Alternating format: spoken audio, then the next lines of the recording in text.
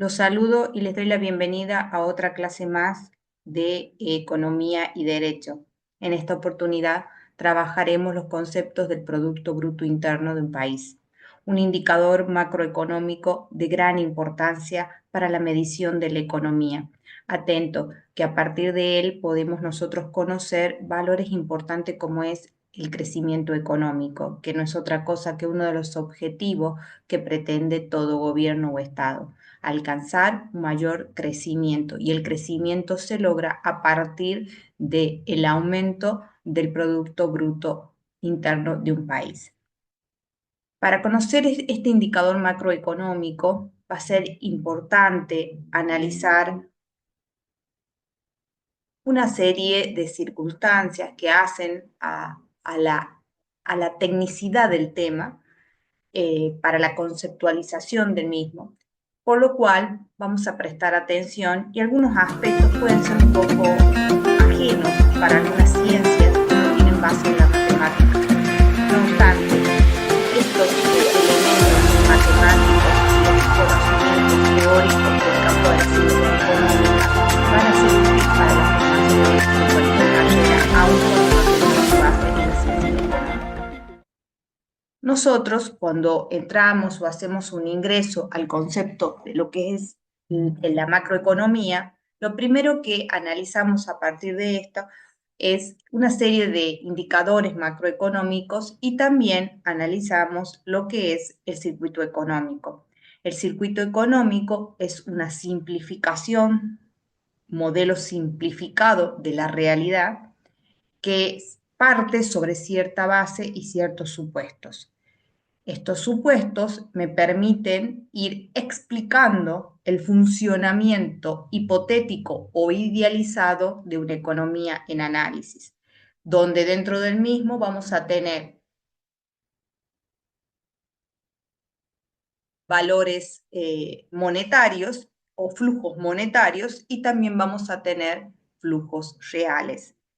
Los mismos van a ser trascendentes para entender que en una economía sana, hipotética o idealizada, todo el funcionamiento tiene que ser de manera circular, y que cuando en la aplicación de la vida real analizamos una situación, podemos observar que tenemos salientes o situaciones que no condicen con un flujo circular de la economía y que pueden tener a otros factores, puesto que la economía política es una ciencia social y como ciencia social tiene como objeto de análisis al ser humano. Y el ser humano, en su realización del hecho económico, puede ser entendido como un ser racional, pero a pesar de ello, también lo mueve las pasiones, que es un componente del alma o del ser de toda persona humana. Entonces podemos encontrar que a veces los modelos simplificados nos plantean estas relaciones de flujos reales y monetarios, pero en su aplicación práctica podemos tener salidas dentro de un sistema que tienen que ver tal vez con actitudes o conductas, por ejemplo, de corrupción o no legales, que conllevan a los resultados de que el modelo o simplificación no se ejecute. También hemos mencionado en el circuito económico el concepto de las identidades de la contabilidad nacional. La contabilidad nacional lleva a su cargo una registración sistemática de las transacciones de naturaleza económica que se llevan dentro de ese país. Por supuesto que son de gran importancia, porque todas las operaciones que se realizan de naturaleza económica dentro del país van a hablar del funcionamiento económico del mismo. Pero para evitar las duplicaciones en esa contabilidad es que vamos a tener que hacer una serie de aclaraciones para poder medir a lo que será el producto de un país. Cuando hablábamos de identidades de la contabilidad nacional, la palabra identidad ya me indica igualdad de algo. Y en este caso, igualdad de valores monetarios que medimos. En el circuito económico, en su momento, estudiamos ciertos flujos que inclusive a mis alumnos en el proceso de evaluación de los parciales se les ha tomado, y estas identidades son el gasto nacional, que lo tenemos aquí, gasto nacional, ingreso nacional, producto nacional y el valor agregado. Cuando yo menciono que son identidades, como los menciono en esta presentación analítica del tema, estoy indicando que numéricamente o más específicamente monetariamente son idénticos los valores. ¿Y por qué serían idénticos? El sentido común ya me lo indica, puesto que si estoy hablando de un circuito que tiene la forma circular de flujos, tanto reales como monetarios, todo está girando y termina en el mismo lugar de alguna u otra manera. Si yo me ubico dentro de este sector, por ejemplo, de lo que sería el gasto nacional, que ya lo hemos estudiado, vimos que tiene que ver con aquel gasto que realizan todos los agentes de la economía en un momento de tiempo determinado y que estos gastos van a ser van a ser componente de lo que se conoce luego como demanda agregada. Pero esos gastos que nosotros analizamos, ¿cómo los realizan los agentes? De algún lado obtuvieron los fondos o los ingresos necesarios al respecto. Cuando nosotros estudiamos el circuito, vemos y partimos del supuesto de análisis que, por ejemplo, las familias son las titulares de los factores de la producción y que colocan el servicio productivo de los factores de la producción en el mercado de los factores de la producción para recibir a cambio un precio. Y ese precio tendrá distintos nombres de acuerdo a cómo lo denominemos. Por ejemplo, si pongo en el mercado de los servicios productivos los factores de producción mi fuerza de trabajo, obtendré a cambio lo que se denomina el salario. Y ese trabajo, esa cantidad de horas de trabajo puesta a disposición de la empresa, serán útiles para que el empresario utilice mi fuerza laboral para los procesos productivos de bienes y servicios finales. Y yo recibiré a cambio un salario. Y ese salario será la fuente de mi presupuesto o ingreso para realizar el consumo que luego estudiaremos en el mercado de los bienes y servicios finales. Entonces, como es circular, nosotros estamos viendo el funcionamiento circular al respecto. Por lo tanto, cualquiera de estos que le he mencionado, gasto nacional, valor agregado, producto nacional o ingreso nacional, son identidades o valores monetarios idénticos.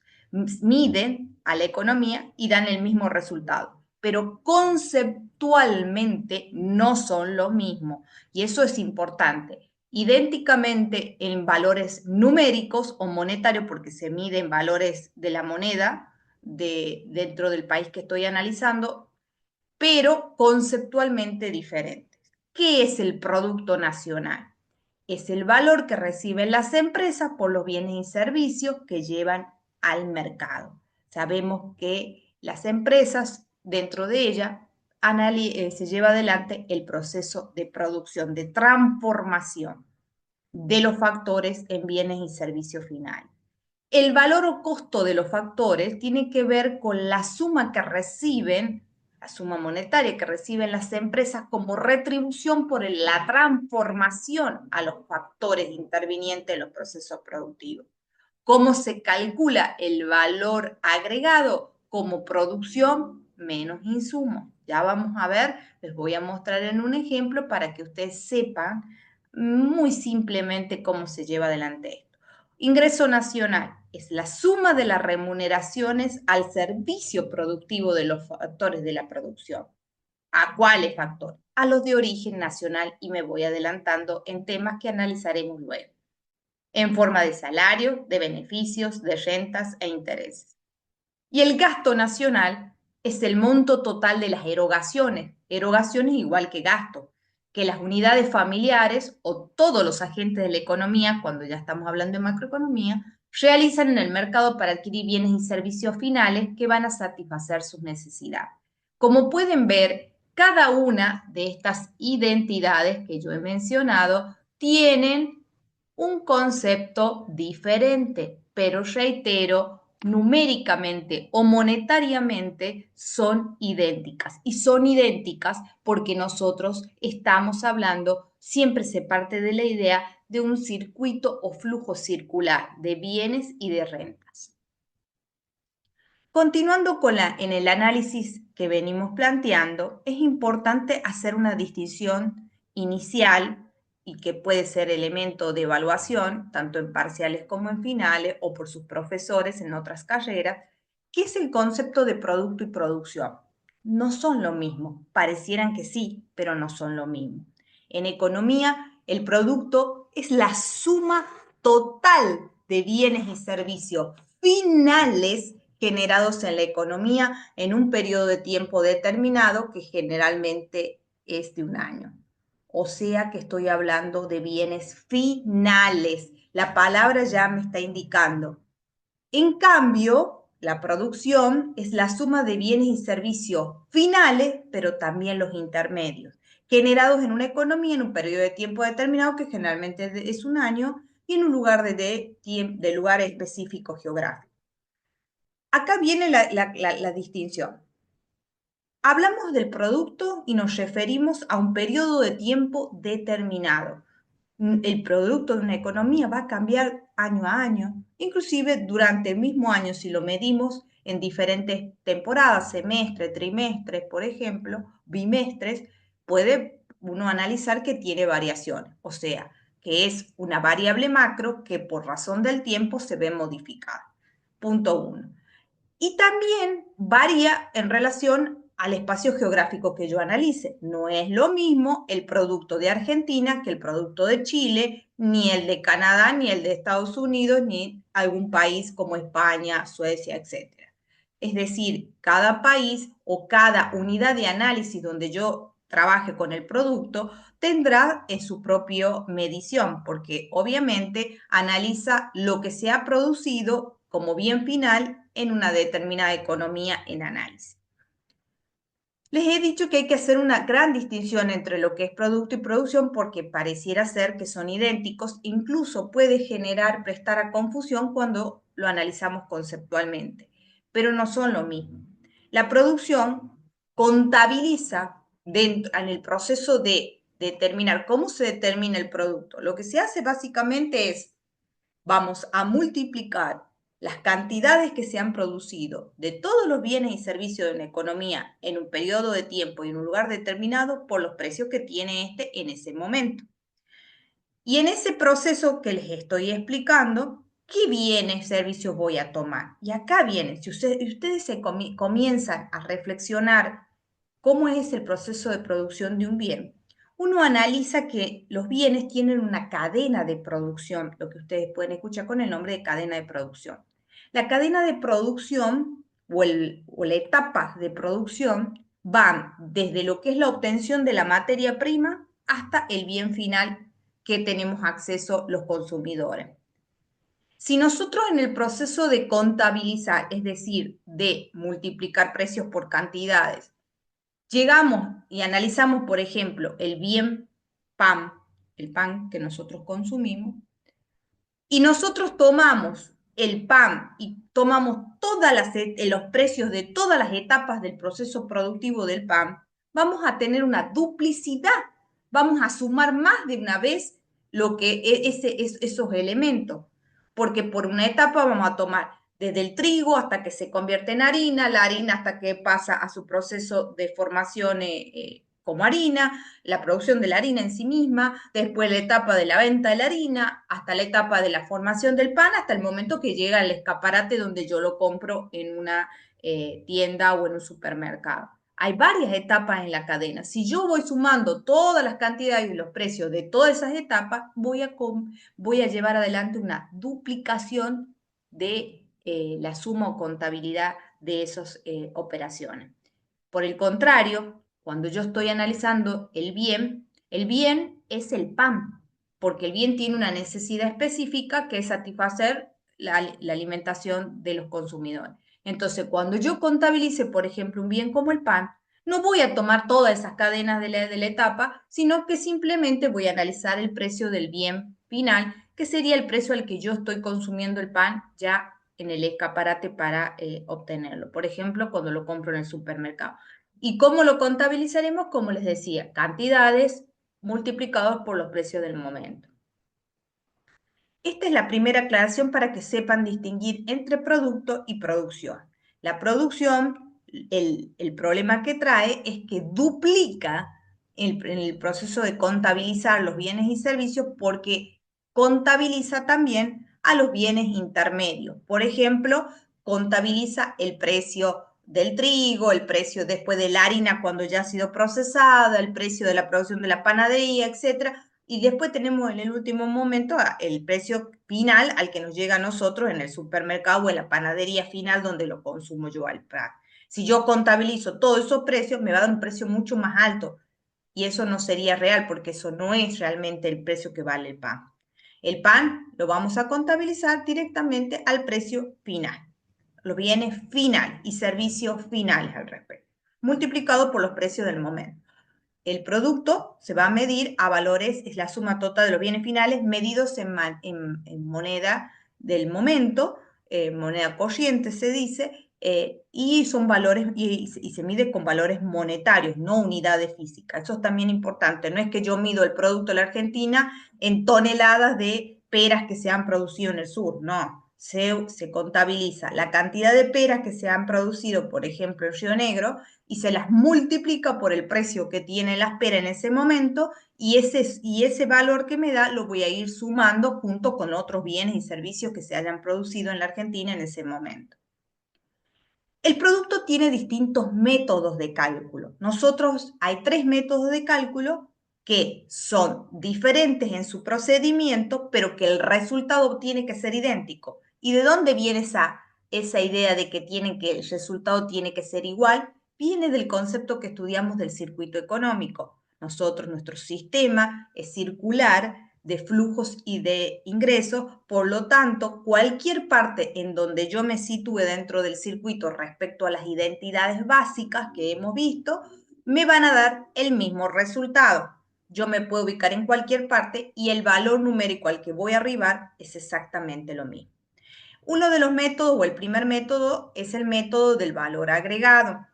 El método del valor agregado lo que va a hacer es tomar la producción menos los insumos de cada una de las etapas de los procesos de producción, de todos los bienes y servicios finales que se producen en realidad en una economía, los va a ir sumando y solamente ese valor extra o ese agregado que se genera en las economías es lo que se va a ir contabilizando para determinar el producto. El método del ingreso, diferente, lo que va a hacer es sumar todas las retribuciones a los servicios productivos de los factores de producción.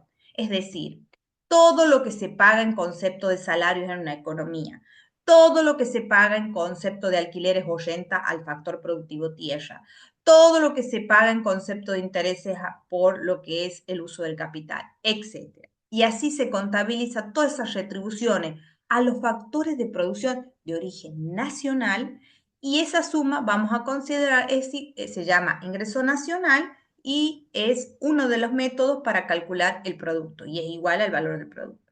Y el método del gasto lo que hace es sumar los componentes de la demanda agregada, es decir, lo que ya estudiábamos en la unidad número 6, vinculado a lo que es el consumo privado, realizar la gente económico familia, la inversión que las realizan las empresas, el gasto público y las exportaciones netas. La suma de esto, que conocemos con el nombre de gasto nacional, es básicamente lo que vamos a hacer por el método del gasto. O sea, cualquier método que yo utilice para calcularlo me tiene que dar numéricamente exacto.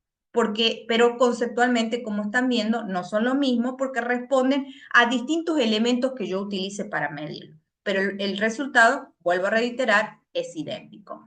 Para que vamos practicando un poquito y entendamos cómo funciona, así muy sencillito, vamos a poner un caso.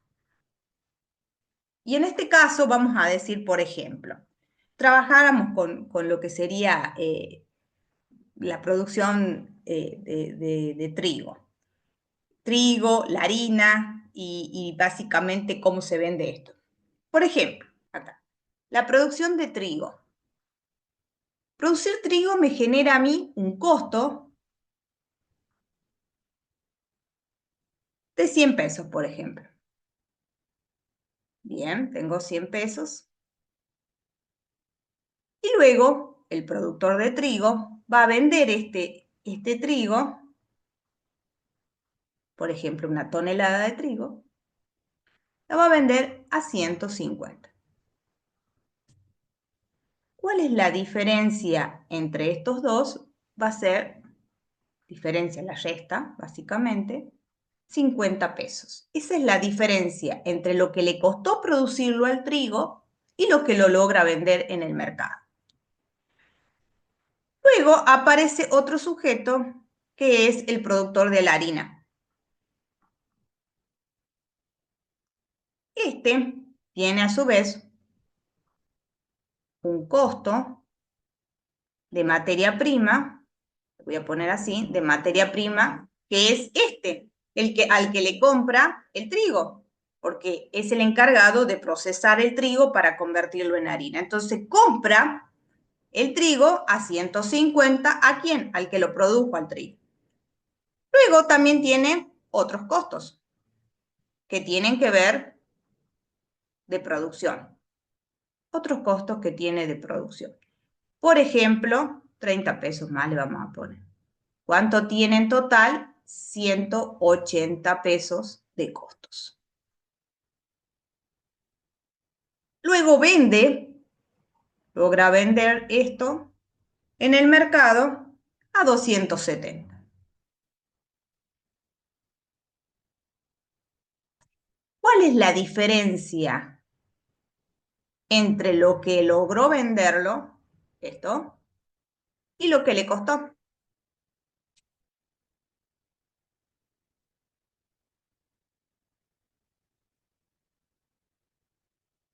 Entre lo que logró venderlo y lo que le costó. Vamos a ponerlo acá. Lo vendió a 270 menos lo que le costó, que era 180. Esto le da como resultado 90. Esta es la diferencia o el valor agregado que ha ejercido. Esto va a ser los conceptos de valor agregado.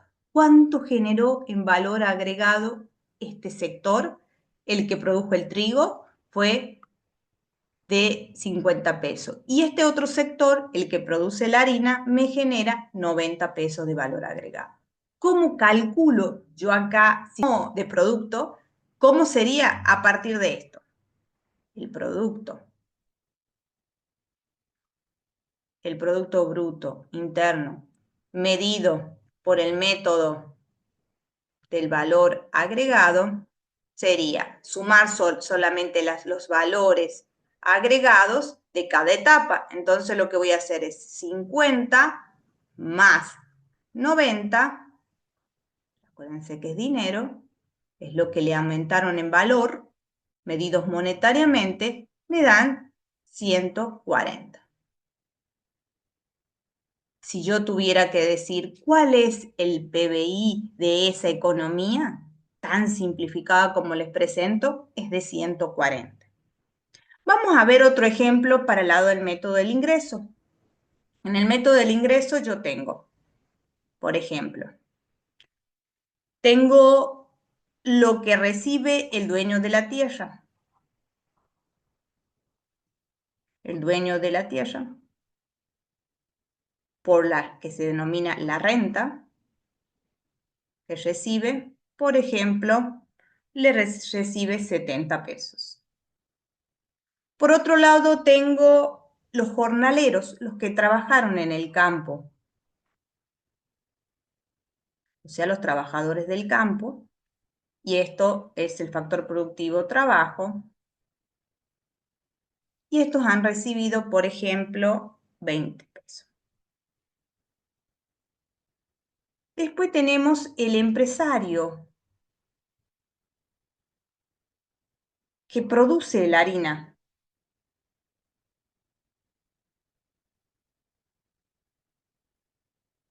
este que produce la harina recibe, como concepto de beneficio empresarial, va a recibir otros 20. Y por último, también podemos tener, por ejemplo, el interés del capital. Vamos a decir el interés. ¿Qué capital? El capital, la maquinaria que hemos usado para el proceso de transformación del trigo en harina. Y tenemos, por ejemplo, que este recibe 30. Si yo sumo, o sea, el Producto Bruto Interno por el método del ingreso, así lo vamos a poner, por el método del ingreso, va a ser igual a todos los ingresos. Entonces lo que voy a hacer es sumar 70 más 20, todas estas retribuciones que han ido recibiendo los factores de la producción de origen nacional, porque estamos hablando de una economía de un lugar y tiempo determinado, me da como consecuencia 140 pesos. Si se fijan, este y este son iguales, porque cualquier parte donde yo me ubique me tiene que dar el mismo resultado. En el caso del método del gasto, donde vamos a tener, por ejemplo, el consumo, que lo realizan a las familias, por ejemplo, de 30, podemos tener la inversión, por ejemplo, de 70, que realizan las empresas, el sector productivo de las empresas. Luego tenemos, por ejemplo, el gasto, que puede ser, por ejemplo, 20. Y por último, podemos tener las exportaciones netas, que podrían ser de 20. ¿Cómo sería el método del gasto? Tendría que sumar cada uno de los componentes del gasto. Entonces voy a decir que el Producto Bruto Interno por el método del gasto nacional, o sea, sumando el gasto nacional, va a ser igual a sumar el consumo, que sería 30 más 70 más 20 y más 20. En total me daría un resultado de 140. Si yo comparo cualquiera de los tres, me da exactamente el mismo valor numérico.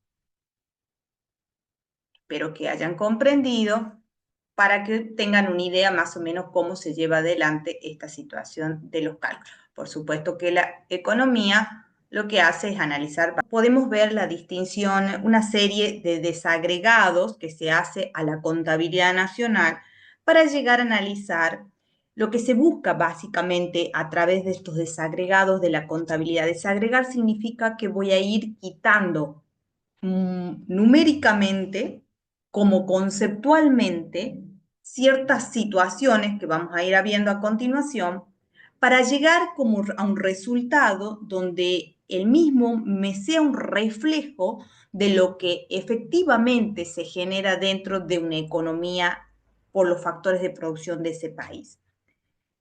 Así partimos nosotros de lo que es el Producto Bruto Interno.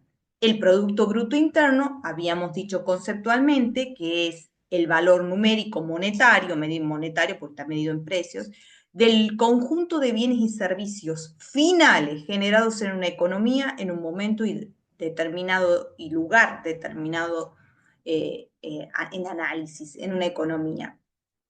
Ese producto se calculaba multiplicando precios por cantidades, precios que existen al momento en que yo estoy analizando en esa cuestión. Si yo quiero pasar del Producto Bruto Interno al Producto Neto Interno, toda expresión neta significa que le tengo que sacar, desagregar, sacarle algo. En este caso, lo que voy a sacar yo son las depreciaciones. Le voy a restar el valor numérico de las depreciaciones. ¿Y qué son las depreciaciones? Son un valor de reposición de los bienes de capital. Todos los bienes de capital de una economía sufren un proceso de desgaste por el uso, por el paso del tiempo. En ese proceso de desgaste, las empresas tienen que contabilizar ese desgaste que presenta la maquinaria o el capital A los fines, las empresas le denominan este nombre con amortizaciones, van contabilizando la amortización para analizar hasta cuándo, digamos, teniendo en cuenta vida útil, por ejemplo, de la máquina, etcétera, para analizar hasta cuándo esta tiene capacidad productiva en sí mismo, porque se supone que por el paso del tiempo, por el uso intensivo de cierto capital, va perdiendo la capacidad productiva. Por lo tanto, tiene menos valor. Por eso nosotros vamos a ir sacando las depreciaciones, porque las depreciaciones me están dando un valor eh, mayor al producto de una economía, cuando en realidad yo necesito saber sacar cuál es ese desgaste, ese valor medido en términos monetarios, en que se ha desgastado la capacidad de capital que tiene instalada un país en un momento determinado de tiempo. Es un valor estimativo porque es muy difícil contable y económicamente a veces determinar de modo exacto cuánto es este valor, pero se hacen ciertos análisis estadísticos para poder llegar a estos valores. El resultado de al Producto Bruto Interno restarle las depreciaciones me traen como consecuencia o como resultado lo que se conoce como el Producto Neto Interno. Seguimos a precio de mercado, al precio que está medido en el momento correspondiente que se mide el producto. Este producto neto de depreciación, yo todavía le puedo sacar otros conceptos más e ir avanzando hacia otros valores. Así puedo pasar del producto neto interno al producto neto, pero a costo de factores. Y para pasar al producto de neto a costo de factores, nosotros tenemos que hacer acá una distinción. Primero le sacamos las depreciaciones, pero después le tenemos que tener en cuenta que el producto cuando se mide a los precios del momento, se multiplica cantidades por precio al momento en que se analiza. Y que cuando se contabiliza, se tiene en cuenta el precio de los bienes con ciertos componentes como van a ser los impuestos indirectos. Ustedes, o la mayoría de carreras, o deberían así también estudiarlo, se analizan dos clases de impuestos. Están los impuestos directos y los impuestos indirectos. Los impuestos directos se caracterizan por analizar la capacidad directa o inmediata de contribución o de riqueza del sujeto que paga esos impuestos. Por ejemplo, el impuesto a las ganancias. Impuesto a las ganancias o impuesto a la renta, como se llama en otros países, cuando se crea el impuesto o cuando recae sobre un contribuyente, analiza directamente su manifestación de pago, su capacidad de pago o contribución en el sostenimiento del Estado. Es evidente y es patente. Si yo gano tanto, tengo cierta renta, estoy obligada a pagar. En cambio, los impuestos indirectos son aquellos que también son conocidos porque tienen naturaleza regresiva, son aquellos que no analizan la capacidad contributiva o de pago de riqueza del sujeto que está encargado de pagar el impuesto. Existen con un monto y que hay que pagarlo. Ejemplo de impuestos indirectos, por ejemplo, en nuestro país, en Argentina, es el IVA. ¿Por qué decimos que es un impuesto regresivo y es indirecto? Porque lo paga independientemente de la capacidad de pago quien lo tenga. Todos cuando vamos a un kiosco y compramos un alfajor, pagamos el 21% por el alfajor. Tengamos mucho dinero, ganemos mucho dinero o seamos personas indigentes. O sea, uno u otro paga exactamente el mismo monto de valor, por eso se dice de impuestos, se dice que es un impuesto regresivo.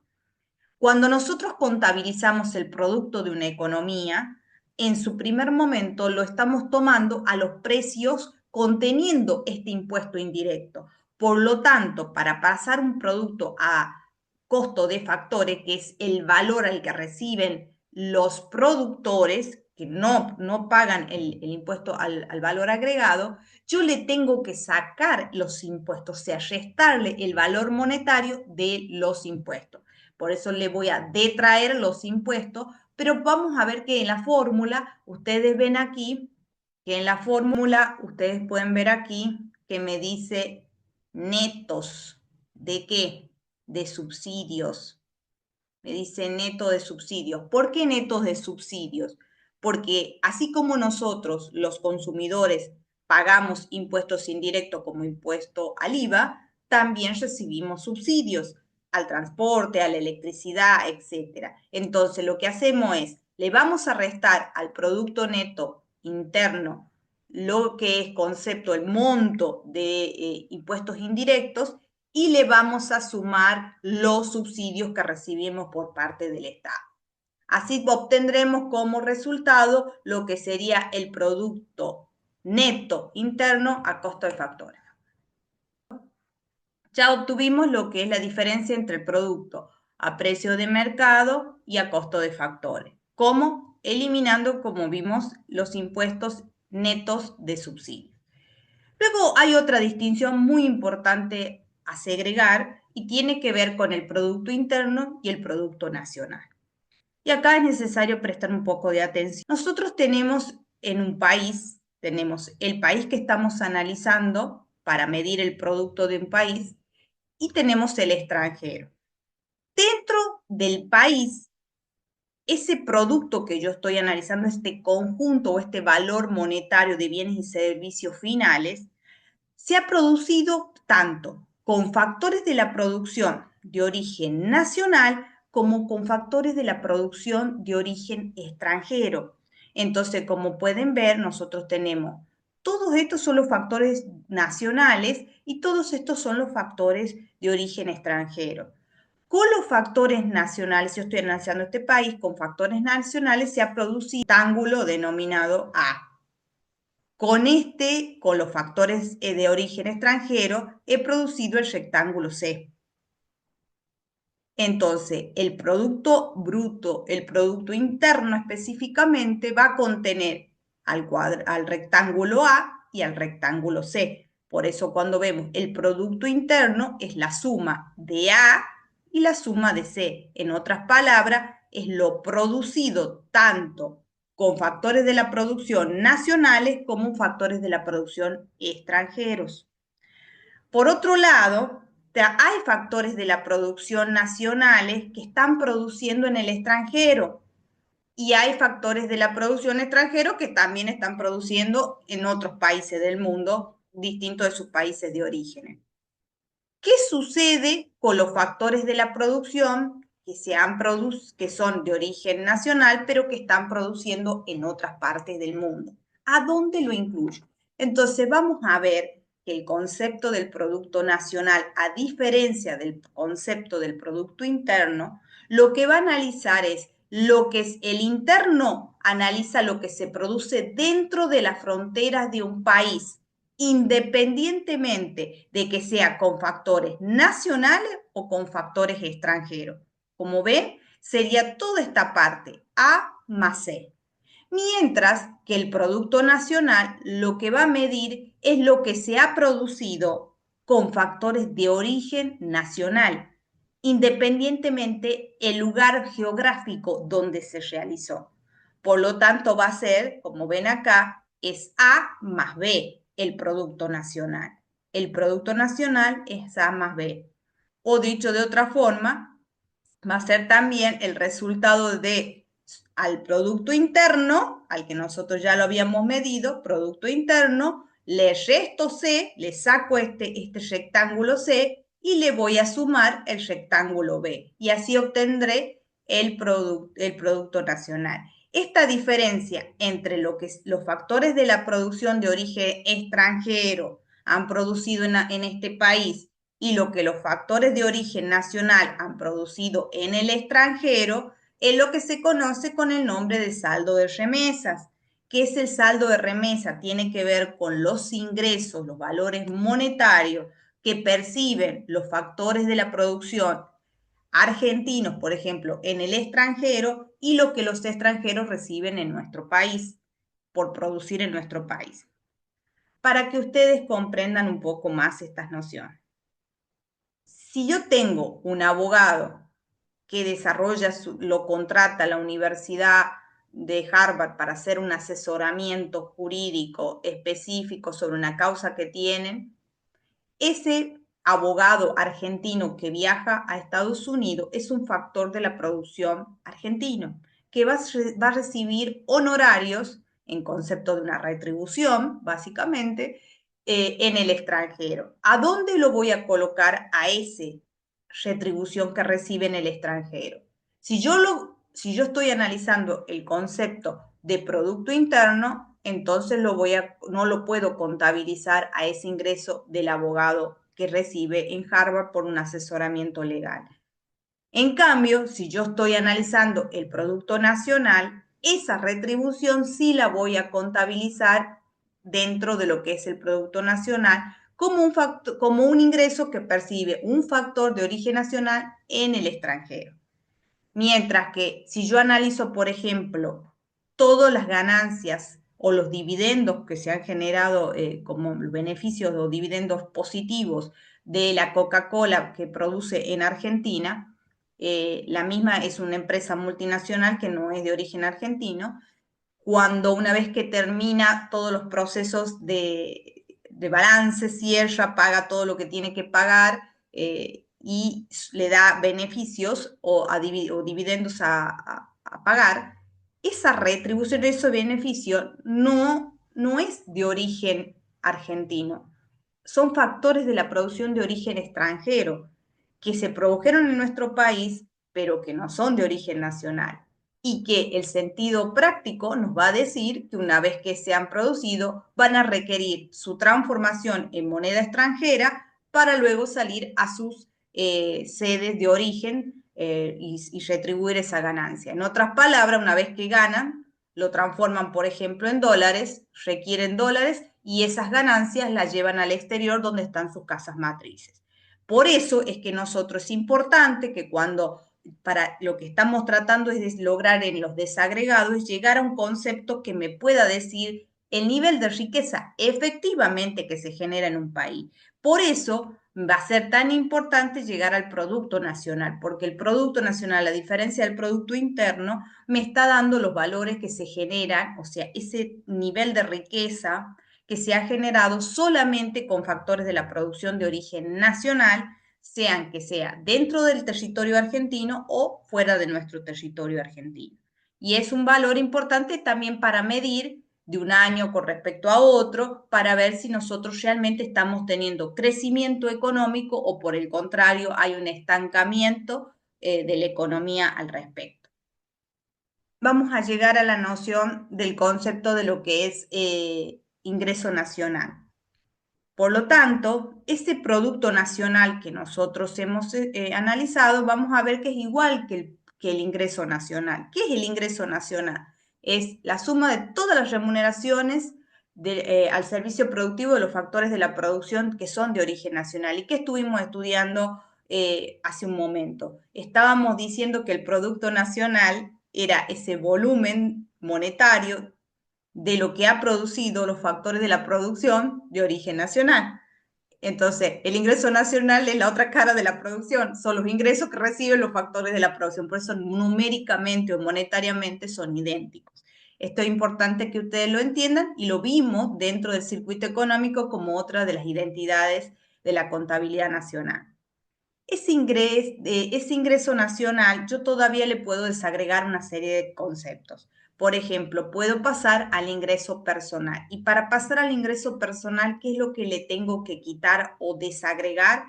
En primer lugar, le voy a desagregar los ingresos que han sido devengados y no percibidos.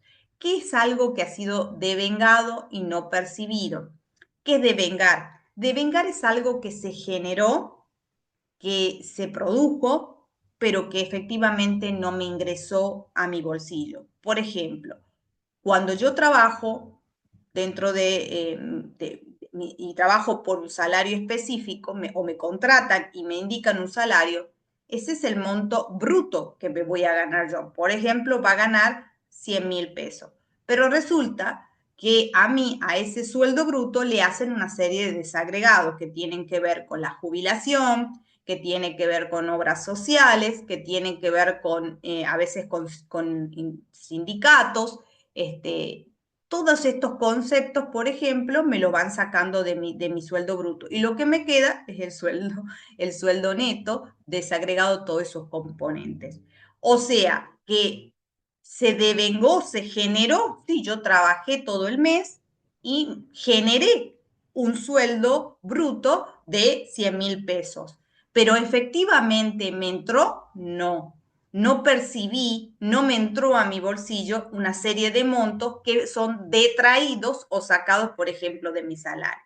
Entonces, en términos, regresando al tema en análisis, ¿qué serían conceptos que han sido ingresos que se han generado en la economía, que se han generado pero que no les ha ingresado a la población? Bueno, vamos a ver que son los beneficios empresariales no distribuidos, van a estudiar en materia societaria que muchas veces las empresas, una vez que han terminado su ciclo contable, su ciclo económico, financiero, que generalmente es de un año, hay empresas que cotizan en bolsa que tienen periodos más cortos, luego de realizar los balances correspondientes, contables, les arrojan beneficios o ganancias, han obtenido ganancias en ese periodo. Esas ganancias de libre disponibilidad, líquidas, pueden ser por medio del órgano decisor más importante, que es la asamblea, puede tomar distintas finalidades. Puede ser que los socios decidan distribuirlo en ganancias líquidas y distribuirla entre ellos, proceder a la distribución, porque uno cuando pone una empresa es para obtener ganancias, o puede ser que la asamblea, como bien soberana que es, tome la decisión de no distribuirlos y los coloca como beneficios no asignados que contablemente pueden tener un destino específico, como cumplir con reservas de ley, como puede ser comprar una maquinaria hacia futuro, etcétera. O sea, ¿se ha generado un beneficio o un ingreso en la economía? Sí, la empresa lo ha generado. Ahora, ¿lo ha percibido, lo han percibido en esa economía? No. Se han vuelto, por ejemplo, a reinvertir. Los aportes jubilatorios pasa exactamente lo mismo, que es el concepto que nosotros estábamos conversando, que se detrae de los salarios brutos. Los ingresos percibidos, lo que sí le voy a aumentar a todo este ingreso nacional para llegar al ingreso personal, le voy a sumar todos los ingresos que fueron percibidos pero no devengados. Ay, profe, no, me está mareando. ¿Qué serían los ingresos percibidos? Es lo que yo efectivamente recibí en mi bolsillo, pero no lo generé. No hice nada para obtener ese beneficio de alguna otra manera. Pensemos, cuando recibo un subsidio, una beca para estudiar, cuando tengo las transferencias o las asignaciones universales, ¿qué actividad, qué contraprestación ejerzo yo para recibir estos beneficios? Ninguno, pero mi ingreso, y sí, es un ingreso que va al bolsillo y que luego lo vamos a ver en la economía a través de la variable consumo. Va a ser importante porque va a actuar sobre lo que es el consumo.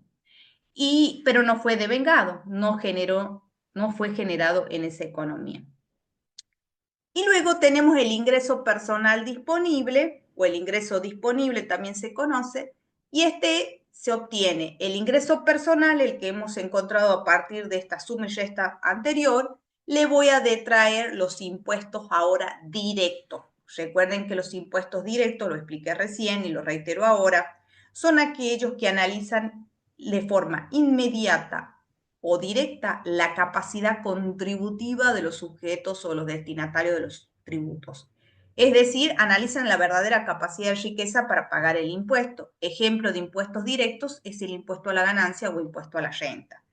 Una vez que detraigo el monto total de lo que se recauda en impuestos directos en un país, yo tengo el ingreso disponible o ingreso personal disponible, el cual es muy importante conocer en una economía porque nos permite analizar dos variables macro que estudiamos en la introducción de la macroeconomía, que es el consumo y el ahorro. Vimos tanto cuando estudiamos el indicador macroeconómico consumo y ahorro, vimos que ambos están afectados de modo directo por lo que es el ingreso personal, el ingreso de los sujetos, y que cuando el ingreso crece, tanto el consumo como el ahorro aumentan. Y como son dos variables macro que me van a mover la vara dentro de un equilibrio macroeconómico, es importante conocer con cuánto ingreso cuenta la economía para realizar estas dos variables macroeconómicas. Nominal y producto real. El PBI mide el gasto total de los bienes y servicios en todos los mercados de la economía. Si el gasto total aumenta de un año a otro, puede deberse a dos causas. O que la economía está produciendo más bienes y servicios, lo que estaría buenísimo. Se están produciendo, este año, el año pasado se produjeron 4 mesas y este año se están produciendo 5, por así decirlo. Hay más bienes en disposición de la población. O los bienes o servicios están vendiéndose a precio más alto. Y es por esto que, como tengo estas dos disyuntivas, si yo analizo que el producto de una economía está creciendo con respecto, está aumentando con respecto un año a otro, puede deberse a estas dos causas. O hay más bienes y servicios en producción, se han producido más, lo que está bueno, o lo que están creciendo son los precios, y eso no está bueno, porque en una u otra forma, luego lo vamos a ver, está vinculado con la inflación. Entonces, es otro variable que es importante analizar, es el producto nominal y el producto real. El producto nominal es el valor de los bienes o servicios expresados a precios corrientes o actuales. Los precios actuales o corrientes son los precios que existen al momento en que se miden esos bienes o servicios finales que se han producido. Es decir, si yo estoy midiendo el Producto Bruto Interno de Argentina año 2024, lo voy a multiplicar por el precio los precios que existían en la economía en ese momento. Y ese va a ser el producto nominal. Mientras que el producto real, el valor de los bienes y servicios expresados a precios constantes, o sea, a precios de un año base. Y acá necesito que comiencen a prestar un poquito más atención. Para calcular el PBI real, lo que vamos a elegir es un año base. Un año base significa de toda la economía hacia atrás, un año voy a elegir. Normalmente las series, para hacer estos cálculos, se toman cada 10 años y 10 años para atrás y se fija un año base. Pero esto es un tema estadístico y los organismos de estadística y censo de cada país pueden tener a veces esos criterios diferentes, donde la serie de tiempo a analizar sean diferentes. Pero lo importante es que tomamos un año y lo elegimos como base. Ese año no puede ser cualquier año. Siempre se suele analizar años en donde tengan ciertas características que me permitan comparar. Yo no puedo tomar como año base el año 1700 en Argentina para comparar los precios de hoy, porque la realidad ha cambiado muchísimo. Entonces, lo correcto es tomar cierta cantidad de años y que tengan ciertas características que me permitan elaborar luego lo que vamos a ver, los índices de precios. Luego voy a multiplicar todas las cantidades de bienes y servicios producidas por los precios que tenían esos bienes y servicios en el año elegido. Es decir, si yo estoy midiendo el Producto Bruto de Argentina, por ejemplo, para hacer un cálculo simple, lo voy a mostrar a continuación, para que ustedes se orienten bien con respecto a cómo se lleva adelante la economía, por supuesto, de una manera mucho más compleja por la cantidad de bienes y servicios que se contabilizan. Pero vamos a poner de ejemplo dos bienes, el pan y las hamburguesas. La hamburguesa, la carne de hamburguesa, de acuerdo con los siguientes detalles que muestro a continuación. Por ejemplo, en esta podemos observar que tenemos el precio, el precio del pan y el precio de la hamburguesa. Hamburguesa, vuelvo a repetir, a la carne. Un valor muy hipotético. En el año 2000, el precio del pan era 1 peso, las cantidades que se demandaban o que se vendían básicamente en ese momento era de 100 unidades, de kilogramos, perdón, de pan, y las hamburguesas 2 pesos y la cantidad que se producía y vendía eran 50. En el año 2001 vemos que el precio aumentó 1,5, las cantidades también se han modificado, tanto en respecto al pan con respecto a las hamburguesas. ¿Cómo sería el cálculo del Producto Bruto Interno nominal? Bueno, tomo 1 peso por 100 kilogramos de pan y lo multiplico. 1 por 100 me da 100. Y lo sumo, porque acá estoy trabajando con dos bienes, imagínense que en la economía general tengo que sumar todo lo que se produce, y lo sumo. 2 2 pesos que se valía la hamburguesa por la cantidad de que se vendían y se producían y se demandaban en ese momento, 50, me da 100, y si sumo 100 más 100 me da 200. Vamos con el año 2001. Voy a multiplicar 1,5 pesos por 150 kilogramos más los 3 pesos de lo que salía las hamburguesas por 150 unidades. Si hago esta operación me da 675 pesos. Y por último, el año 2000 con igual fórmula que venimos trabajando. Así presentado, esto que ven acá sería el PBI nominal, o sea, las cantidades y los precios que existían en cada tiempo que yo estoy analizando, medidos al precio corriente, al que existía en el momento que estoy analizando el Producto Bruto Interno.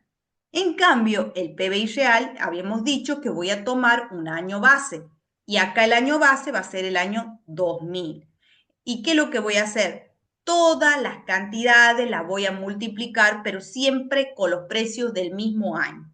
Por ejemplo, en el primer año yo voy a decir, el precio era 1 y las cantidades eran 100 kilogramos. Entonces 100 por 1 es 100, 2 por 50 también me da 100, 100 más 100 es igual a 200. Este es el PBI real del año base, que sería el año 2000, el primer año. Ahora viene el tema cuando viene el segundo año, el año 2001. No voy a multiplicar 1,5 por 150 kilogramos, sino que lo voy a multiplicar a los precios del año base, que era el año 2000. Entonces voy a decir 150 multiplicado por 1, 150 kilogramos por 1. Y acá hago exactamente lo mismo, 150 hamburguesas, pero por el precio del año base, que eran 2. Y me da 450. Lo mismo hago con el año 2002. Las cantidades por el precio del año base, que era 1, las cantidades por el precio del año base y obviamente la sumo. Si ustedes observan, el PBI nominal y el PBI real no es lo mismo. Sí, respecto al año base, porque es el año de donde se inicia este análisis.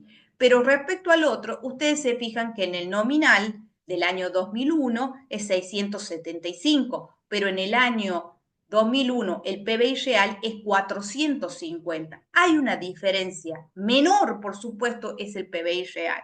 Y esto porque me está diciendo que lo que está aumentando son los precios en realidad, no las cantidades, puesto que si fueran realmente las cantidades, acá los valores serían exactamente los mismos.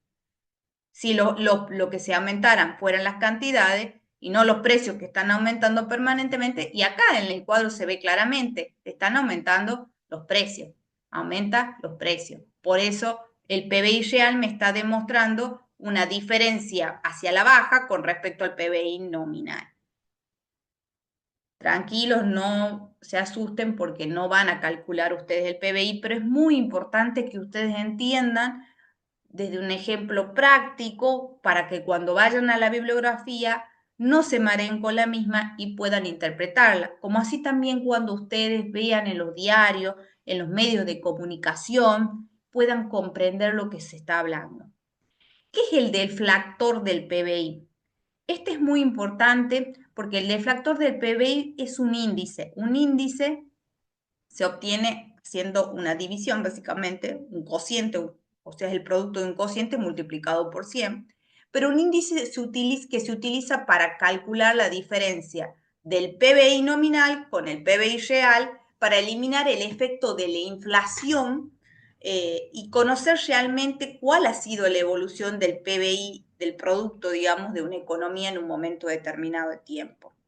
Entonces, si yo ya tengo los datos que había calculado recién, había calculado el PBI nominal y el PBI real, y ya habíamos visto que en valores absolutos ya se notaba una diferencia, que el PBI real es más pequeño que el PBI nominal, ahora lo voy a hacer con el cálculo del deflactor del PBI y me va a decir básicamente, me va a dar un índice, o sea, un índice de precio, que me va a decir, que me va a permitir a mí hacer estimaciones. ¿Qué es estimación de situaciones que se generen y para qué son importantes? Para poder corregir lo que está mal y potenciar lo que está bien. ¿Cómo se calcula? En el año base, que es el año 2000, yo voy a dividir el PBI nominal por el PBI real, lo voy a multiplicar por 100. Y como en el año base es 200 y es 200, yo divido 200 por 200 y lógico me va a dar 100. Multiplicado por 100 me va a dar, o sea, de la división esta, 200 dividido en 200 me va a dar 1. Y 1 por 100 me va a dar 100. Entonces en el año base va a tener el valor 100. Que esto es lo que ustedes van a leer en los libros, y se parte de un año base, el cual vale 100. Pero si ustedes no saben cómo se hace el 100, por qué llegamos a 100, quién le dio el valor 100, así se obtiene el valor 100. Porque en el año base yo estoy tomando valores en donde con el PBI real estoy comparando con respecto a un año que estoy empezando. Se comparo el mismo año y por eso me da 1 y multiplicado por 100 me va a dar 100. Pero cuando ya trabajo con el 2001 ya se torna otra cuestión. Entonces, en el numerador, en la parte de arriba de la fracción, yo voy a poner el PBI nominal, 675. Y en el denominador de la fracción, el PBI real, que en este caso es 450. Si yo divido 675 en 450, me da 150. Lo mismo hago acá, pongo en el numerador el PBI nominal, 1300, que corresponde al año 2002, lo divido por 600, que es el PBI real del año 2002, y me da 216. Ahora sirve todo esto. Me sirve para analizar. Estos resultados del deflactor de PBI me van a permitir hacer ciertas estimaciones, resultados, posibles correcciones tal vez que puedan presentarse en esa economía. Estos datos significan que el nivel de precios del año 2001 ha subido un 50%, porque acá eran 100 y ahora ¿cuánto es la diferencia entre 156 y 100? 50. O sea, un 50% los precios han aumentado de este año con respecto al otro. Lo que me está diciendo que hay un marcado surgimiento, fuerte aumento de precios. Y después, respecto al 2002, ya tengo un 116% respecto al año base. O sea, que estoy analizando que lejos de ir más lento el aumento de los precios, me está aumentando más. Estos temas son importantes para que los gobiernos puedan tomar medidas oportunas para evitar los procesos inflacionarios que son muy difíciles de corrección cuando se extienden en los tiempos. Variable corriente o nominal y la variable constante o real. Vamos a decir que una variable corriente o nominal es la que tomamos a precios del periodo en análisis, mientras que la variable constante o real es la que aísla los efectos del aumento de los precios. Para transformar una variable nominal o corriente a real o constante, lo que vamos a hacer es dividirla por la magnitud esta que estemos trabajando sobre un índice de precios adecuado. Y voy a decir un índice de precios adecuado porque no todos los índices son iguales, multiplicado por 100, pero no todos los, vamos a ver, hay una gran cantidad de índices y que cada uno es aplicable a situaciones diferentes. Me voy adelantando. O sea, que hay índice de precio al consumidor, hay índice del precio a la construcción, a la venta por mayor, a los supermercados. Hay diferentes índices y que son idóneos para deflactar diferentes situaciones. Deflactar es sacar el efecto de crecimiento continuo de los precios. ¿Qué es un número índice? Es una medida estadística que me permite estudiar las fluctuaciones o variaciones de una magnitud o más de una magnitud en relación al tiempo o al espacio. Un número índice mide cuánto cambia una variable dentro del tiempo. Y vamos a ver que los índices de precios son una especie de un número índice. Una especie que lo que va a medir, lo que quiere medir el cambio en el tiempo es relación a los precios. O sea, lo que yo estoy midiendo en los índices de precios es cómo se modifican los precios a lo largo del tiempo. De ejemplo, para verificar que estos conceptos de actualizar o deflactar una variable que se encuentra a términos nominales o a términos actuales o medido a los precios del momento, cómo se puede quitar este efecto de crecimiento de los precios, y que esto no solamente es aplicable al concepto de lo que es el producto de una economía. Por ejemplo, traigo un caso de lo que sería por el tema de las ventas que podría tener una empresa.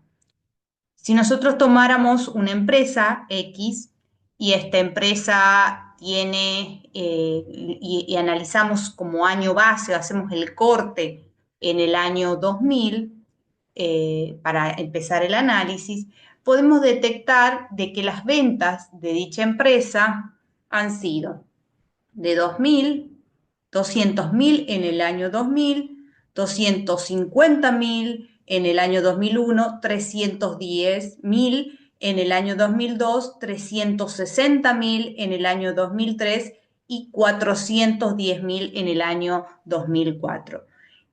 Estos valores, a simple vista, pudieran hacernos creer de que esa empresa ha tenido un gran crecimiento económico a lo largo de estos años en análisis.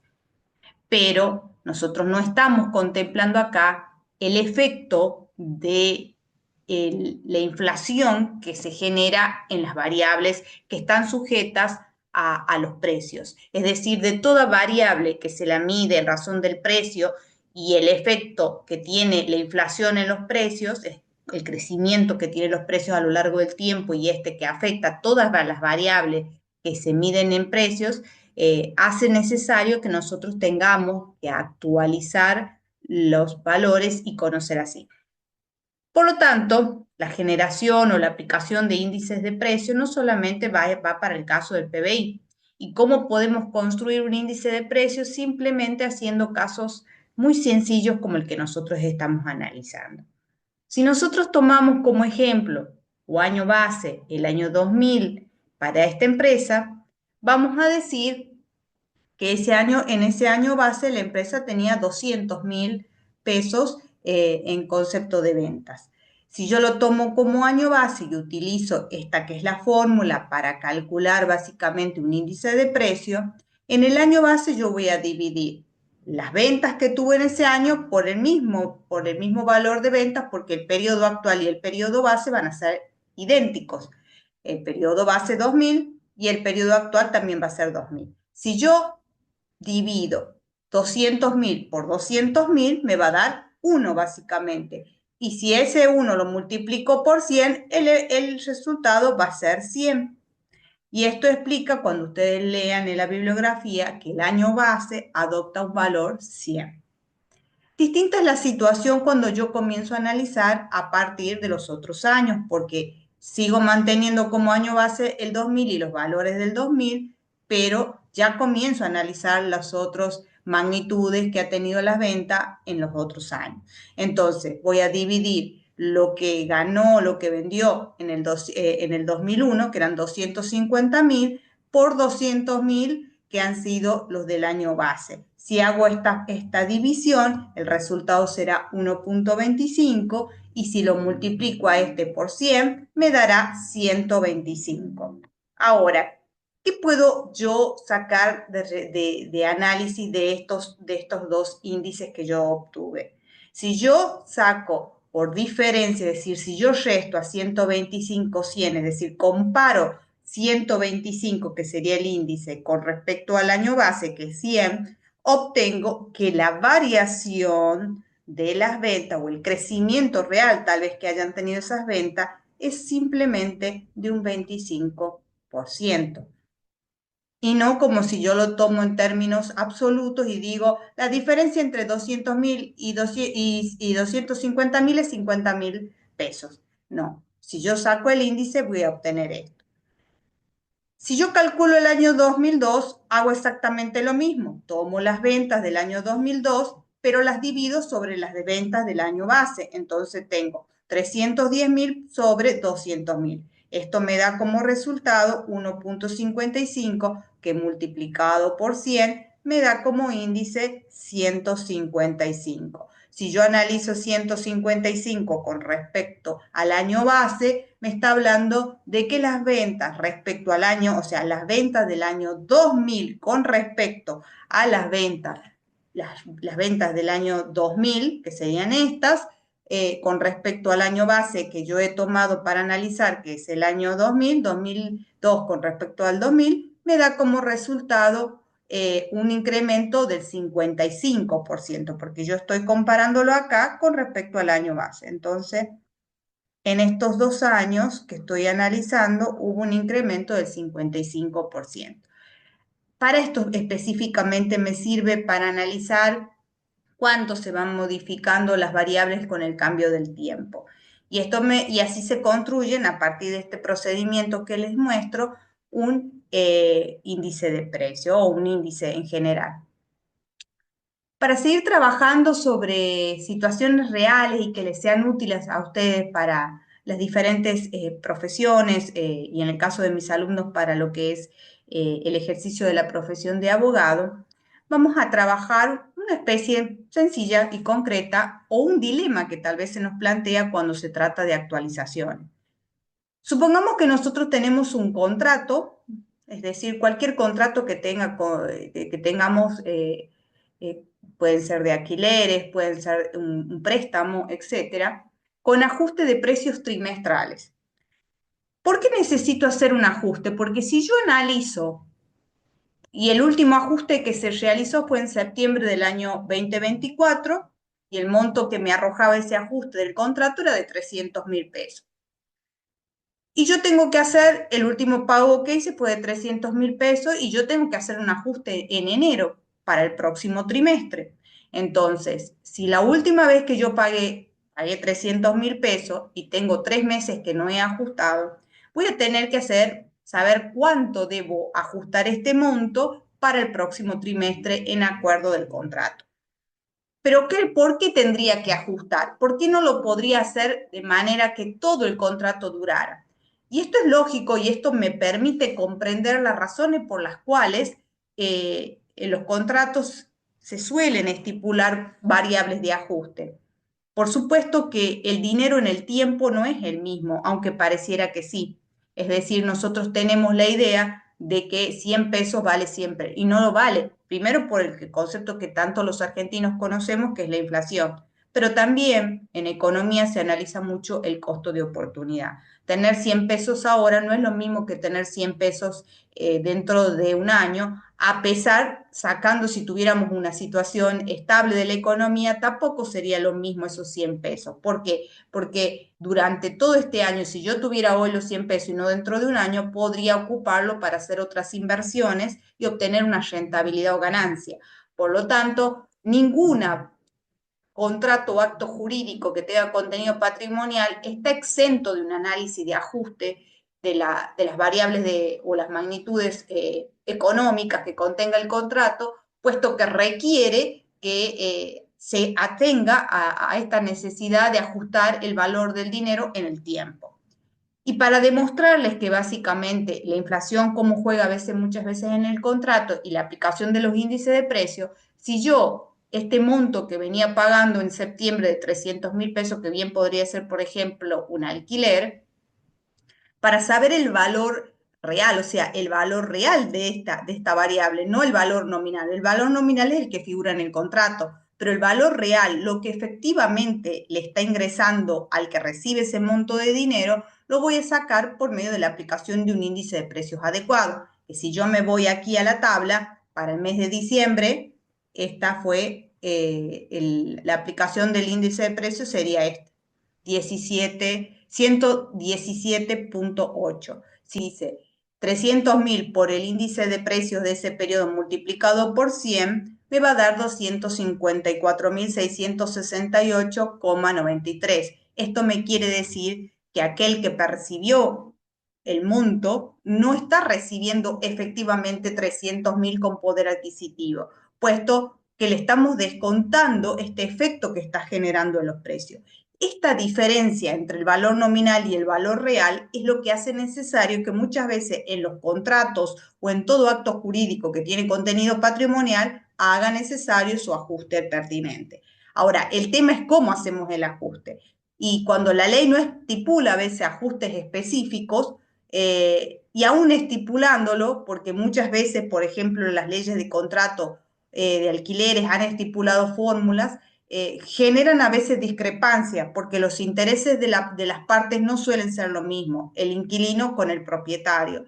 Entonces, esto trae como consecuencia lo que normalmente o lo que se viene haciendo en este momento es de las variaciones, estos son los índices de precio y estas son las variaciones mensuales que tiene el índice de precio. Estas variables las suele, estos magnitudes o estos valores, lo otorga los institutos de estadísticas y censos permanentemente, todos los meses lo está publicando, entonces tenemos forma de acceder a esta información. Si yo tengo que actualizar un trimestre, lo que tendría que hacer, la última vez que se paga, que teníamos fijado un monto era en septiembre y pagamos ese el último monto. Y tengo que actualizar este trimestre para empezar un nuevo trimestre con un valor actualizado. Entonces lo que yo tomaría sería las variaciones mensuales, las sumaría, que es lo que nosotros tenemos aquí, en esta parte, que yo les hago una suma, está todo sumado, acá, está todo sumado, y el resultado es 7,8. Esto está en términos absolutos para llevarlo a valores, perdón, esto está en términos porcentuales, yo lo quiero llevar en valores relativos, entonces lo voy a dividir por 100 y esto como resultado me da 0,078. Este es el valor que yo lo voy a utilizar para el monto del contrato o el monto de que yo necesite actualizar, lo multiplico por 1 más este resultado de la acumulación, por ejemplo, en este caso trimestral, que en este caso vemos cómo está claramente acá en el ejercicio, 300.000 pesos, lo multiplico por 1 más este resultado que obtuve y me da 323.400. O sea que la variación,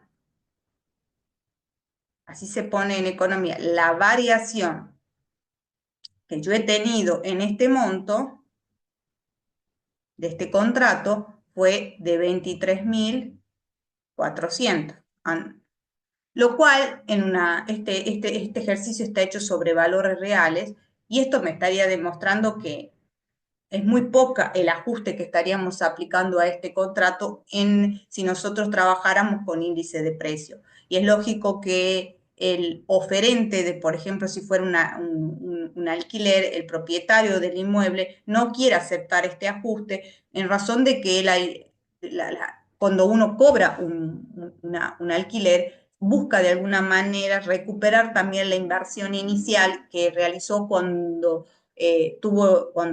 puso la propiedad en alquiler, o sea, cuando construyó la propiedad o todos los arreglos o mantenimientos que le hace al respecto.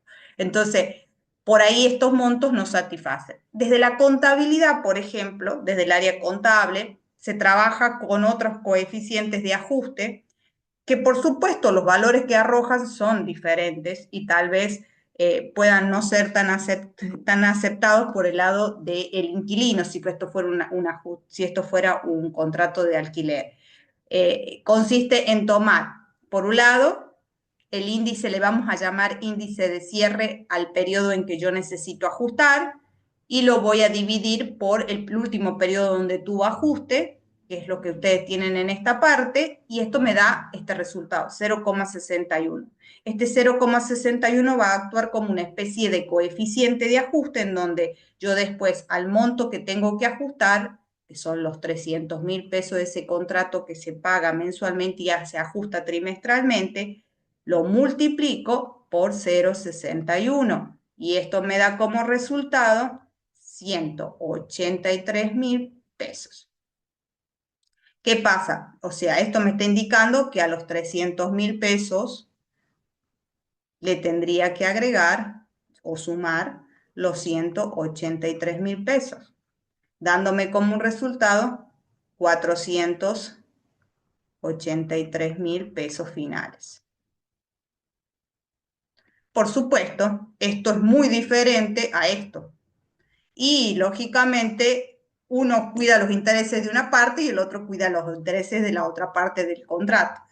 Y por supuesto, de alguna u otra manera, el Estado, a través de la legislación, un tema que se analizará en la unidad número 8 cuando veamos sector gobierno, Cuando hay situaciones de desequilibrios en los mercados, va a intervenir el Estado y una de las formas a través de la regulación, es decir, a través de la ley, muy importante para el caso de los abogados, y cuando no lo hace por ley, y en este momento muchas veces se deja abierto a la contratación a resolverlo, como en el caso de los contratos de alquileres, lo conveniente tal vez sería trabajar sobre estos dos coeficientes, el coeficiente de ajuste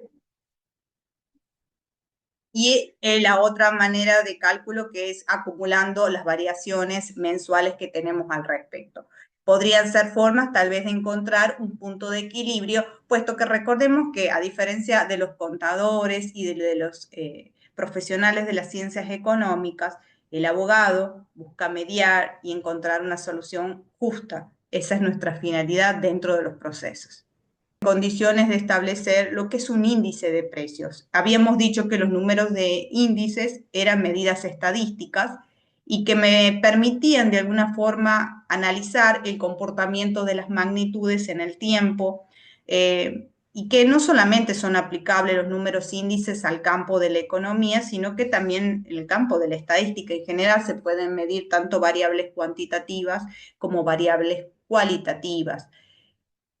Los índices de precios son una especie de la rama, digamos, del género que serían los números índices.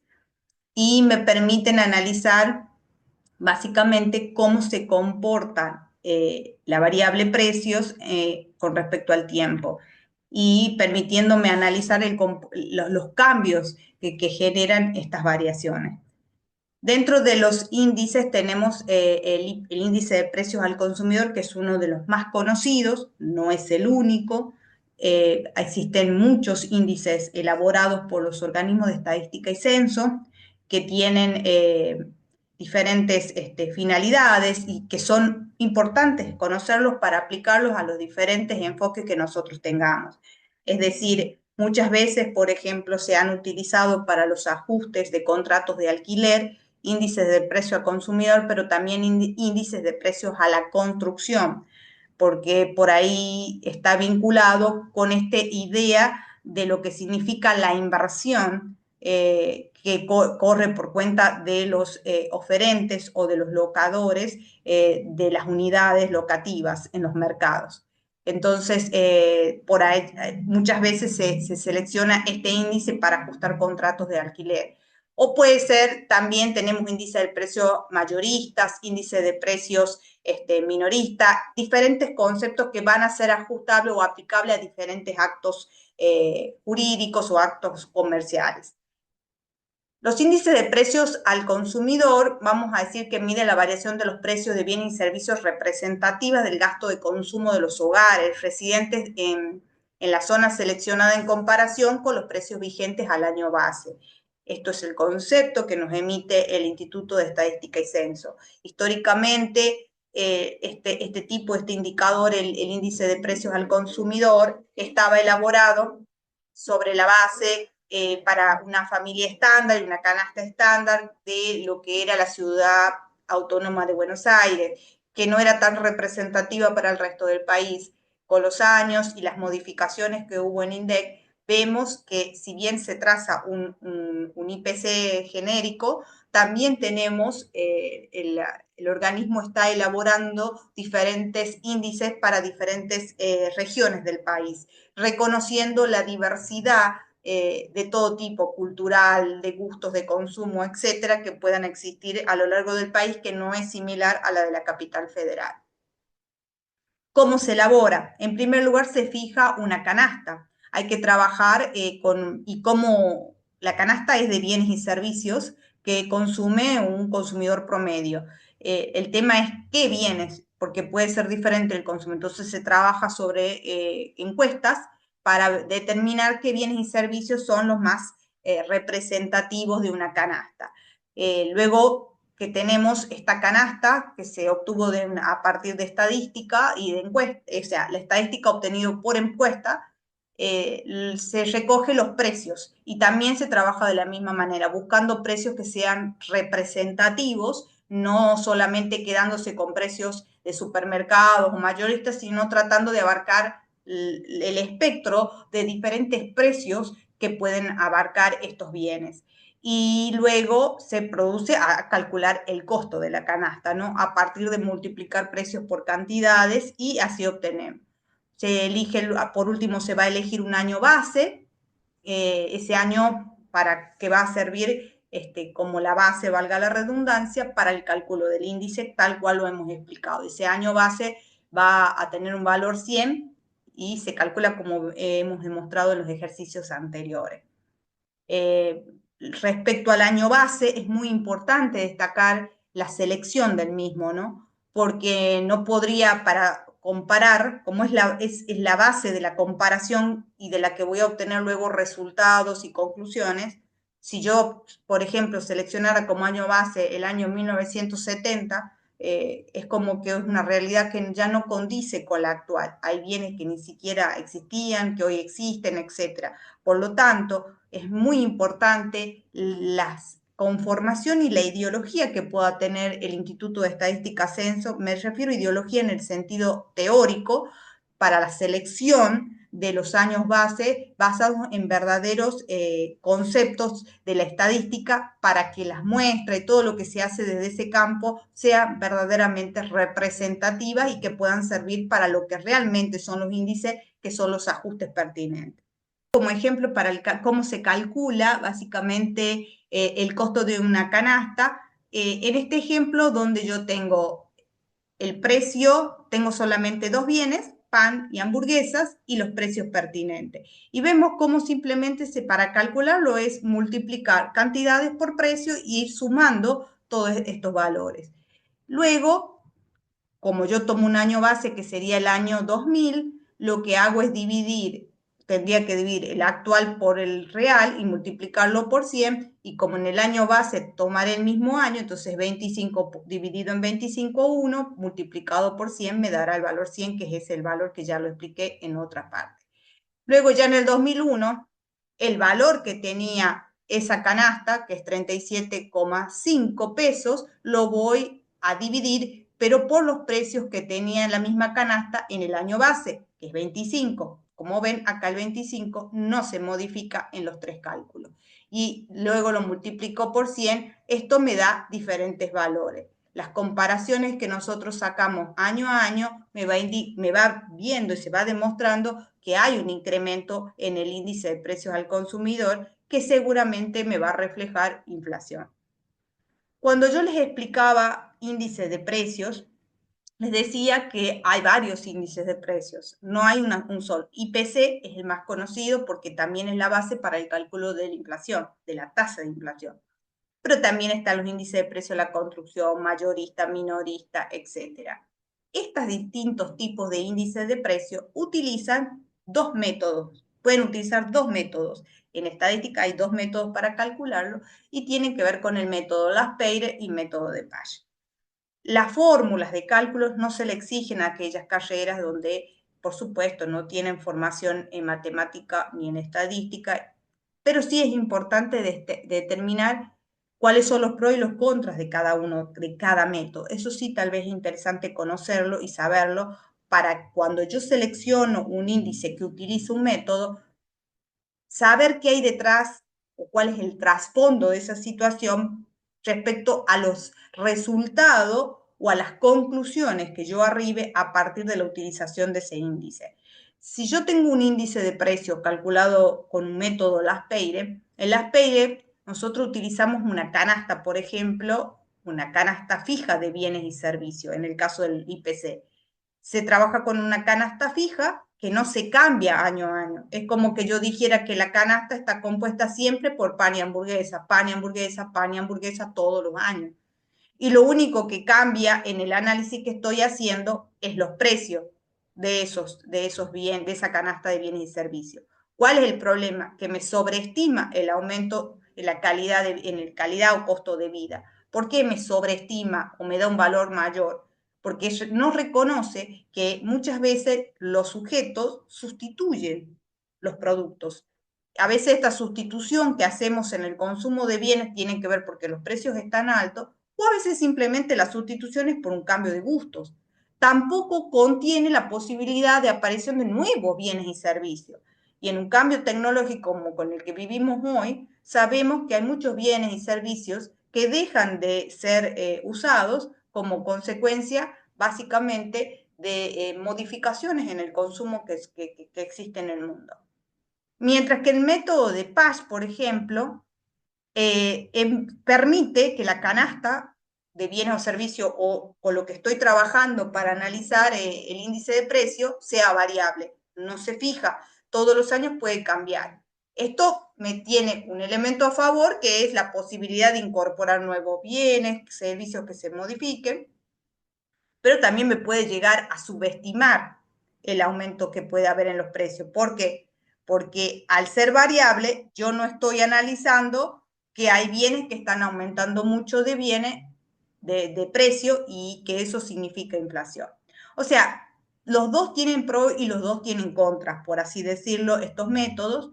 Lo importante de saber estos pros, que uno me sobreestima el aumento de los costos y el otro me subestima el aumento de los costos, es importante a los fines de cuando yo selecciono un índice de precio para ajustar, por ejemplo, un contrato o una variable que necesito, tengo que saber cuáles son los riesgos de aplicarlo, básicamente. Por eso es importante que lo conozcan y que lo entiendan. Y por último, para ir cerrando un poco la idea, es analizar lo que es el IPC, que representa el costo de una canasta de bienes y servicios consumida en una economía representativa. Y el IPC, como ya les anticipaba, es la base para el cálculo, o sea, nosotros necesitamos que se calcule el IPC para poder llevar adelante el cálculo de la tasa de inflación, variable muy importante para una macroeconomía, porque la tasa de inflación eh, tiene que ver con el aumento generalizado y persistente de los precios, que es un tema bastante complejo donde el gobierno tiene que llevar un control de esta variable y no solo para la ciudadanía, es importante para los que ejercemos profesiones liberales y trabajamos en cualquier ámbito de dependencia que tenga contenidos patrimoniales, necesitamos ajustar las variables, pero también para el gobierno a los fines de corregir las políticas que lleva adelante. Entonces, un correcto análisis de los IPC y luego de la tasa de inflación, si el gobierno tiene la intención real de modificar la inflación, puede tomar diferentes políticas que serán analizadas en las unidades siguientes. Así tenemos, por ejemplo, cómo se calcula la inflación del año 2004, sea básicamente se toma el IPC del año 2004 menos el IPC del 2003 y se lo divide por el del año anterior. Lo multiplicó por 100 y esto me dará como resultado el índice de la tasa de inflación. Si nosotros calculamos con estos valores, vemos que la tasa de inflación del año 2004 fue de 9,6, lo cual es una hermosa tasa anual, puesto que es de un dígito a comparación de lo que nosotros sabemos que tuvimos a posteriori de esta fecha, que fueron totalmente superiores. Y vamos a estudiar más adelante, cuando veamos inflación, que tasas de 2, 3, inclusive más dígitos pueden generar verdaderos problemas a la economía de un país. Con esto hemos pasado haciendo un análisis generalizado de lo que es la primera parte de esta unidad, donde hemos analizado el producto de una economía como una variable macroeconómica fundamental, porque me indica el nivel de riqueza de un país en un momento y lugar de tiempo determinado, que así como esa foto que sacamos, que sería ese nivel de riqueza, que es el PBI en un momento determinado, me permite llevar adelante procesos de comparación, analizar ese PBI respecto a años anteriores, verificar cuánto hemos crecido y a partir de esa comparación ver si hemos crecido o no hemos crecido. También esta aplicación o este análisis de los índices de precios y el deflactor del PBI me permite analizar si realmente el crecimiento del producto de una economía es real o es simplemente un crecimiento de precios. Por eso, al deflactar el PBI, obtengo el PBI real y si yo deflacto todos los PBI y analizo PBI reales, puedo decir en qué año creció realmente Argentina. Esto es pasarla a la variable de precios corrientes a precio constante. También hemos aprendido en esta clase cómo ajustar contratos o actos jurídicos de contenido patrimonial mediante la utilización de índices de precios, y que va a ser muy importante. En la segunda parte, en la clase siguiente, así ya hemos obtenido y hemos analizado cuál es el producto de una economía. También lo hemos desagregado para llegar hasta el concepto del producto nacional, que es el generado por los factores productivos de origen nacional. Este producto nacional lo vamos a estudiar cómo lo distribuimos, porque ya lo tengo, valor monetario precioso. ¿Y después de esto qué? Es la primera pregunta. ¿Quién se lleva la mayor parte de la torta del PBI? Esa es tal vez la idea a desarrollar en la próxima unidad, y en esto es algo muy importante para los abogados, porque la forma, si la distribución del producto de una economía no es equitativo, tal vez tengamos que pensar formas de hacer redistribución de lo que se está generando en la economía o la riqueza que se obtuvo en un país, y esta forma, una de ellas, son los derechos, todo lo relacionado al derecho tributario, es decir, el sistema tributario como método para redistribuir lo que se ha obtenido en una economía y llevar a aquellos sectores más vulnerables y generar una mayor igualdad social y un mayor ascenso. Bueno, son cuestiones que analizaremos en la próxima clase. Les agradezco y quedo ante cualquier consulta que